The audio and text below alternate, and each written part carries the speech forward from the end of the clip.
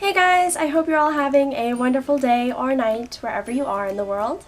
So for today's video, I kind of had a spontaneous idea to talk about being a vegetarian a little bit more. So I decided to show you guys one of my favorite vegetarian recipes. This is coming out of one of my favorite vegetarian cookbooks. I love getting vegetarian cookbooks because I find that it can be kind of hard to just come up with vegetarian recipes on your own. So getting actual cookbooks with tons of recipes is really helpful. So if that is something you are struggling with being a vegetarian, I would strongly recommend getting a cookbook. That'll help you a lot. So let's do this thing. So the cookbook I will be referring to today, I got this from Barnes & Noble. This is honestly where I get a lot of my books and cookbooks, so I highly suggest checking out Barnes & Noble. This book is called Good Food Made Simple, Vegetarian. So it has over 140 delicious recipes, 500 color photographs, step-by-step images, and nutritional information. So I got this on sale. It was in their bargain bin. This was $10, so it was a steal, and I really like how there are a lot of pictures in here so you can see what the food's actually supposed to look like. And this is also very informational. It gives, the front few pages give you information about being a vegetarian, how to get your right nutrition, protein, and things like that. So, for example, here in the front it shows you the benefits of a vegetarian diet, the environment, how it's helpful to the environment. It also talks about how to get the right amount of proteins, carbohydrates, sugars, and fats in your diet to stay healthy. It also talks about hidden animal products in some foods, pantry essentials, so things that you're going to want to have stocked up in your cabinets so that you can have what you need to make all of these meals.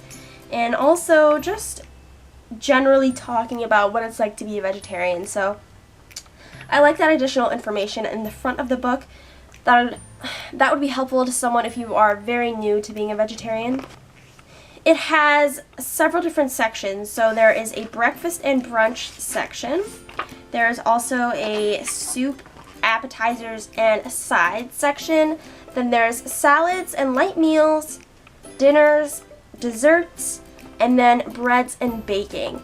I think I have pulled the most from, I have made a soup, I've made a couple dinners, so really I just like to pull from a lot of different sections of this book. I honestly have not even made a dent in all the recipes in here, but I will share with you one of my favorite recipes. And if you guys really enjoy this video, I will continue to tell you guys about some of my favorite recipes so I can share more of my favorite foods with you.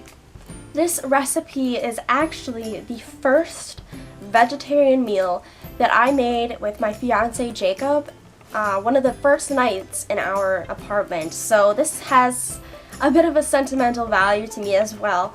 This recipe, it is called chili broccoli pasta. So if you guys can see the picture, it looks amazing. It is basically a pasta with a bunch of vegetables in it, and it doesn't really have like any tomato sauce or any like dressings or anything like that. You can just kind of decide what you want to put on it.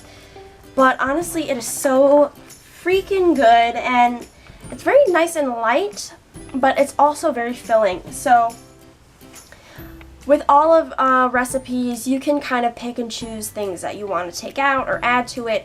So keep that in mind.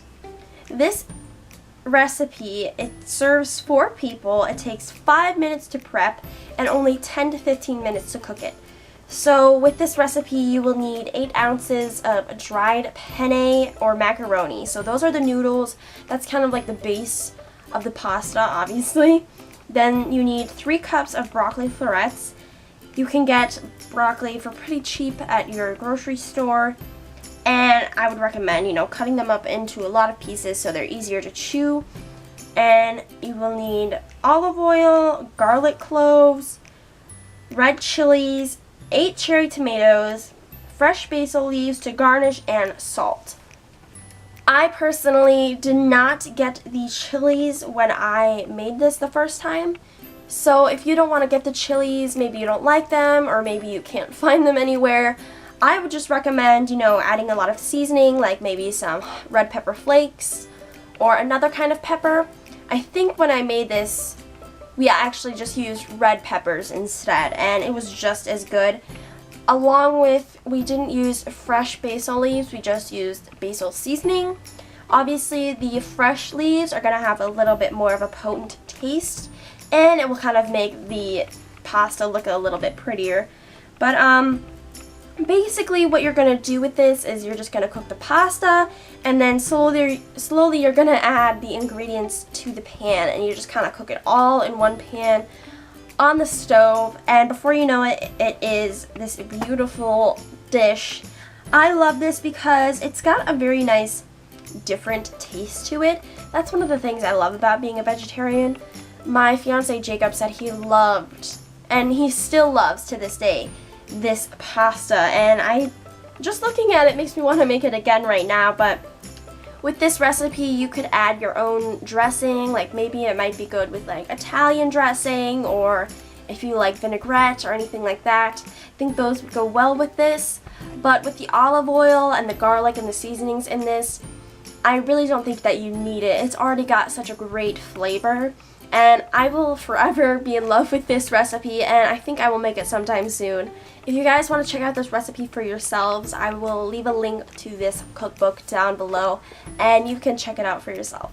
As a vegetarian, I might be a little bit biased, but I feel like there is this misconception that being a vegetarian eliminates a lot of food options, and it might be a little bit boring or you don't get enough nutrition.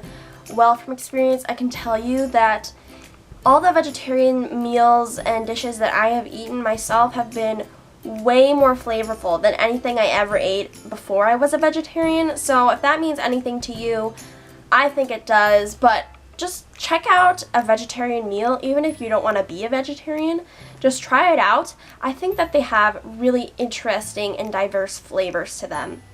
If you like this kind of video where I talk about being a vegetarian or meals that I love, please leave a comment down below letting me know so I can make more of them for you. Also, like this video if you enjoyed it or found it helpful, and make sure to subscribe to my channel to be notified every time I upload something new. I put up new videos every Monday, Tuesday, and Thursday, so be on the lookout for those. And until my next video, I will see you guys soon. Bye guys!